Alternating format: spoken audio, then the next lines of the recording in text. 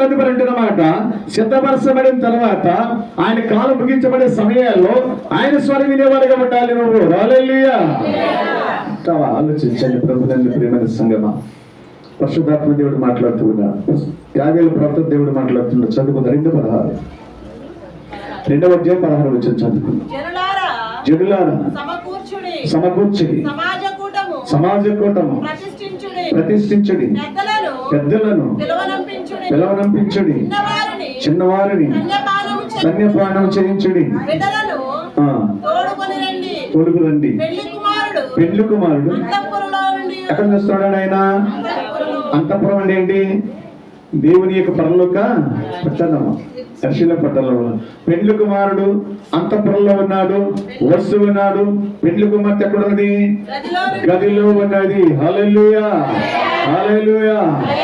మా వాళ్ళ ఫంక్షన్ చూస్తాం, పెళ్లిలో వెళ్తే కాంప్రం అది ఎల్లుంటారంటే పెళ్ళికూతురు రాగానే డ్రెస్సింగ్ రూమ్ లో పెడతారు, పెళ్ళికూతురు రాగానే మరి డ్రెస్సింగ్ రూమ్ లో పెడతారు. ఇద్దరు ఎక్కడ పెడతారు? స్టేజ్ మీద పెడతారు. అదేనా వేసరా జరిగేది అదే. హల్లెలూయా అవుతున్నాడు, అతడు త్వరగా వస్తుంది. హల్లెలూయా అవుతున్నాడు. బాగా చెప్పంగానే అది నాకు అటు వచ్చేస్తుందనా? వస్తుంది, భయపడకు, కొంతకాలం రాదు. హల్లెలూయా అంటున్నమాట. అంటే ఇప్పుడు ఏంటంటే నేను అర్థం చెప్తాను కానీ ముగించుకుందాం, ఫ్రెండ్కి వెళ్ళిపోదాం. పెండ్లి కుమారుడు అంతఃపురంలోకి వెళ్ళిన వాడు ఉన్నాడు, ఆయన యేసు ప్రభువారు. గది అనగా చూడండి, భూమి అనగా, గది అనగా భూమి. గది అంటే అర్థం నివసిస్తున్న భూమి. ఈ భూమి మీద ఉన్న యొక్క పెండ్లి కుమార్తెయు అంతఃపురంలో ఉన్న పెండ్లి కుమారు ఇద్దరు కలిసి ఎక్కడ ఉంటారు? వాళ్ళు మధ్యాకాశంలో ఉంటారు. అప్పుడు వెళ్ళరు పల్లకరు గారు. ఎత్తబడుదురు పరిస్థితుల్లో. ఎత్తబడటం వేరు, పరలోకనగటం వేరు. ఎప్పుడైతే యేసు ప్రభు వస్తుంది, ఎత్తబడి ఎక్కడ ఉంటారు వాళ్ళు? మధ్యాకాశంలో. డైరెక్ట్ వెళ్ళిపోయారు పరలోకానికి. వెంబడుతూ ఉంటున్నారు. ఎత్తబడటం వేరు, పరలోకానికి వెళ్ళటం వేరు. ముందర ఎత్తబడిన తర్వాత పరలోకానికి వెళ్తారు. హల్లెలూయా.